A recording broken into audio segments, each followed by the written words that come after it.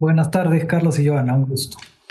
Bueno, a ver, tenemos estos paros, ¿cierto? En el sur de nuestro país, en otras zonas también, bloqueo de carreteras, muchas personas perjudicadas, pero ¿cuál es el impacto económico que esto genera en el país? Bueno, sin duda va a causar un impacto económico. Los productores agrarios no pueden sacar sus productos, transportarlos. Otro tipo de productores de otras industrias lo mismo, la construcción, todo tipo de materiales. Y esto perjudica mucho a la nación, ¿no? Además, no nos olvidemos que es un delito, ¿no? Que está prohibido tomar carreteras. Ujú. Pero luego de estas complicaciones, además, y ustedes lo han mencionado, y le pido por favor que seamos bastante claros y lo reiteremos, también han mostrado su preocupación en diversas ocasiones por los daños ambientales que genera la minería ilegal. Y son precisamente mineros ilegales quienes, bajo extensiones de documentos que no se han preocupado en formalizar, ahora piden una extensión y ellos indican incluso que los plazos que se han dado o que estos últimos que se vienen extendiendo, que son de 6 meses, no son suficientes. ¿Cuál es su posición de manera global de Confiep?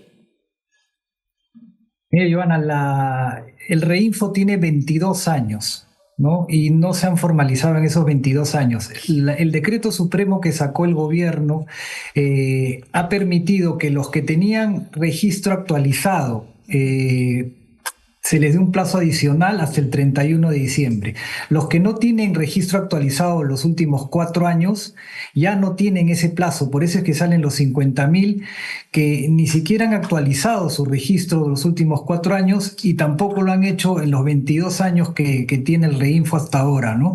Entonces, evidentemente, pues no hay mayor intención de formalizarse. Entonces, ¿hasta cuándo se va a seguir extendiendo el plazo? ¿Hasta toda la vida? No, no, no es así. Creo que esto tiene que ponérsele ya un coto, tiene que ponérsele un fin, porque ustedes bien lo han dicho, el daño ambiental que causa la minería ilegal es tremendo, es desastroso. Vemos La Pampa en Madre de Dios, las miles de hectáreas que han sido destruidas por la minería ilegal y ahora están tomando otras zonas en la Amazonía del país, además de las condiciones precarias con las que trabajan los trabajadores de esta minería ilegal. No nos olvidemos que los dueños o entre comillas dueños porque no son dueños, el dueño es el Estado del suelo, pero los que explotan son gente con recursos, ¿no? Y más bien el minero que se mete al socavón es explotado por estos mineros Ahora, ilegales, ¿no? señor Zapata, usted hablaba de que el impacto económico va a ser fuerte. Básicamente, ¿cómo sería en el tema de la posibilidad de llegar a inversiones al país con todas estas informaciones que hay sobre, diríamos, bloqueo de carreteras y la presencia de mineros informales e ilegales justamente explotando esos terrenos? Todo eso se afecta. Primero porque efectivamente hay un impacto económico, hay una especie de ¿cómo le podemos llamar? De dejar hacer a ciertos sectores, como son estos mineros ilegales que toman carreteras y no se pone orden. Entonces, eso obviamente es algo extraño para los inversionistas, ¿no? Pero además, los inversionistas mineros que tienen que pasar en promedio 13, 14, 15 años para poder obtener una concesión o poder explotarla, con una serie de requisitos cuantiosos, con unos expedientes interminables, también ven que es mucho más fácil invadir sus concesiones y el Estado no hace demasiado, ¿no? Entonces son reglas de juego pues que no son claras, hay una estabilidad jurídica que no se respeta, que son las concesiones otorgadas por el Estado después de un proceso que marca la norma, ¿no? ¿Usted considera, señor Entonces todo Zapata, eso evidentemente afecta a las inversiones. señor Zapata, ¿usted considera que en este caso, sobre todo en la toma de carreteras, hasta el momento, hay mano blanda por parte del gobierno?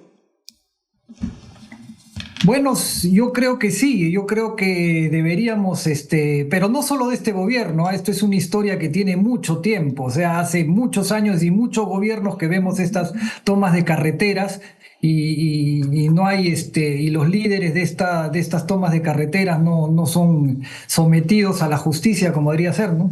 Ujú. Más temprano, cuando nosotros conversábamos aquí en la rotativa del aire durante la mañana con representantes del Ministerio del Interior, para ser exactos, con la señora Silvia de la Cruz Quintana, que es directora general contra el crimen organizado, lo que ella nos decía es que, si bien es cierto, se está trabajando un programa nacional, se requiere el apoyo muy fuerte de la ciudadanía en las zonas donde hay minería ilegal, pero también nos contaba ella, y aquí le pido su opinión, señor Zapata, nos contaba que cada vez que intentan, digamos, detener o intervenir a una persona que está vinculada a un tema de minería ilegal, de crimen organizado, hay vacíos que les permiten pagar indemnizaciones y que continúen incluso sin denuncias. Entonces, el trabajo que se tiene que hacer es sumamente coordinado, pero es sumamente fuerte también. ¿Usted cree, o bajo los apoyos de distintas instituciones gubernamentales y de la ciudadanía, que realmente se logre un cambio en los próximos, por ejemplo, 6 meses? Probablemente en 6 meses no logremos un cambio radical en cuanto a la informalidad que impera en el país en todos los sectores. La minería no es más que uno más de todos los sectores donde hay mucha informalidad, porque la tenemos en la construcción, en el transporte, en el comercio y en otros sectores, ¿no? Pero la minería es el que más impacta el ambiente, es el que produce, la minería ilegal estoy hablando, es el que produce el fenómeno de violencia, es el que produce bandas delictivas, es el que produce enfrentamiento entre bandas, es el que produce que se infiltren en el país organizaciones criminales de otros países. Entonces es el que más preocupa sin duda, ¿no?